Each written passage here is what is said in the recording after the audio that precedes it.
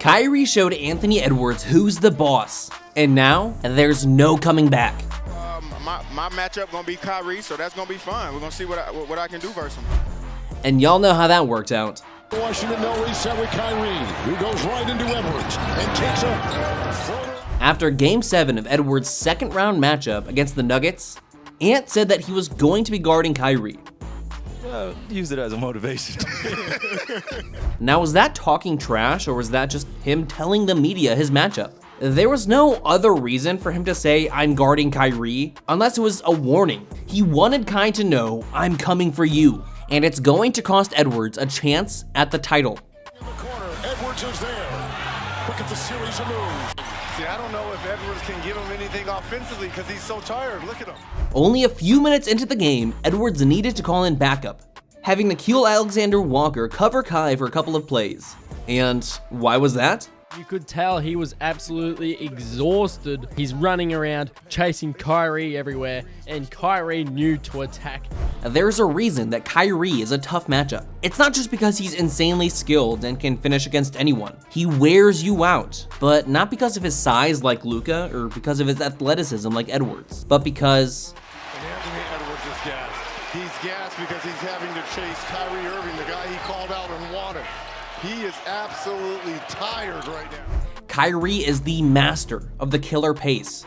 Remember the Thunder series when it seemed like he was taking plays off? A guy like Kyrie can do that. He can lull you into a false sense of comfort on D before he erupts toward the basket. You try and stay in front of him for long enough, it wears you down. He's so silky smooth with the handle, and rocking back and forth on your heels takes a lot out of you. Edwards was looking like the darling child of the 2024 playoffs, and his Timberwolves were the successor to the Nuggets.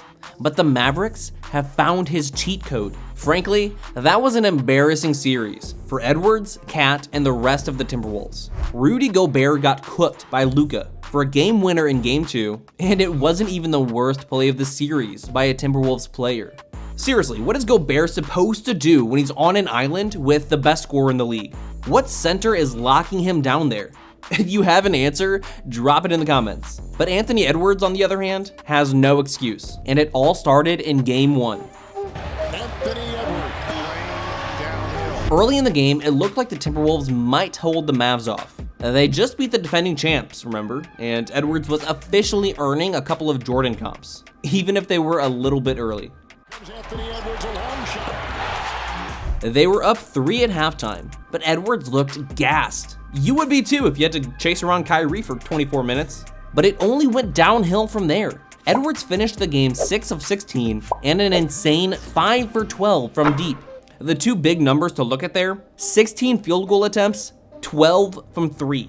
Look, Ant is a solid 3-point shooter, 35.7% on the year, but he ain't Steph Curry. 75% of Ant's shots came from deep. That is not a recipe for success. Long three. Ant is at his best when he is attacking the basket, causing doubles and dishing out to Cat, or sometimes doing this. With 2 road wins, 9. What a play by Edwards! Who knew you could double jump in real life? Insane. But where was that in Game 1? When a guy settles for bad threes constantly, it's one of two things. He's a dumb player or he's tired. Anthony Edwards is not a dumb player. I didn't get downhill as much, just stuff like that. We was just a little tired probably. He settled for bad threes because his legs were too tired to attack the basket. That's it, but give the guy credit where it's due. He still finished with 11 boards and 8 assists. The best players give it their all, tired or not. The Timberwolves blew that narrow halftime lead to barely lose Game 1. It helped that Luka and Kyrie scored or assisted on 81% of the Mavericks' points, but the real story was the Mavs' defense. Timberwolves couldn't buy a shot when it counted most because they had to chase around Kyrie on the other side of the ball. Offense leads to defense, leads to offense. That's why you trade for Kyrie, even post-controversy, by the way. The Timberwolves knew what their problem was, and they wanted to come out swinging in Game 2. And then they blew an 18-point lead. The story of the night was Gobert getting cooked on the perimeter, and Defensive Player of the Year fraud content went crazy on Twitter. But the truth is, that was not Gobert's fault. Edwards shot 5 of 17 in game 2, even more gassed than the game before. When teams play a 7-game series and then they move on to an opponent coming off a shorter series, they can look tired real quick, especially in the first game. But games 2 and 3 were embarrassing for the Timberwolves, especially from their 2 offensive stars. And now after game 5, it's too late. In the first 3 games of the series, Edwards shot 39% from the floor. That is not what you want from your offensive leader. But Cat's stats made Ant look great. Through 3 games, Cat went 28% from the floor and 14% from 3.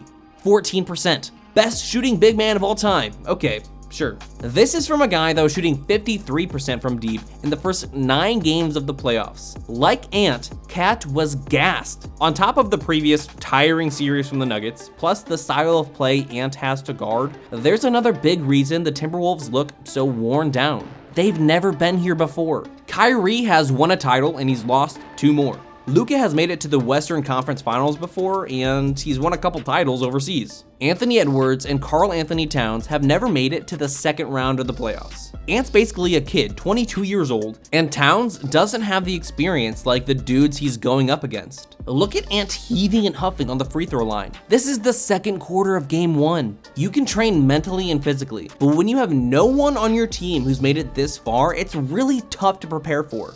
It really makes you appreciate what D-Wade did in 06 or LeBron in 07. While Anthony Edwards was sagging defensively because he just couldn't hang with Kyrie anymore, Kyrie was hitting clutch free throws. Game 4 looked more promising for the Timberwolves, but they were already down 0-3. Give them credit for not rolling over, but this series was over when Dallas got the 3rd win. Nobody's ever come back from 0-3, and nobody ever will. Anthony Edwards had an insane run in the playoffs. Nobody can take that away from him. They figured out how to beat the best team in the league, and he dropped 40 points twice on the defending champs. For the briefest of moments there, it looked like Minnie would be hoisting a trophy. But this series has reminded NBA fans everywhere of one crazy important thing. You never want to discount vets in the playoffs. Kyrie knows the pace he needs to win while keeping his wind. Anthony Edwards does not. Do you think guarding Kyrie was the biggest reason for Edwards' bad first 3 games? Or was this just a kid choking in the playoffs? Let us know in the comments, then watch one of these videos next. Listen to the wrong opinion, useless NBA trivia, and garbage rankings for more NBA content.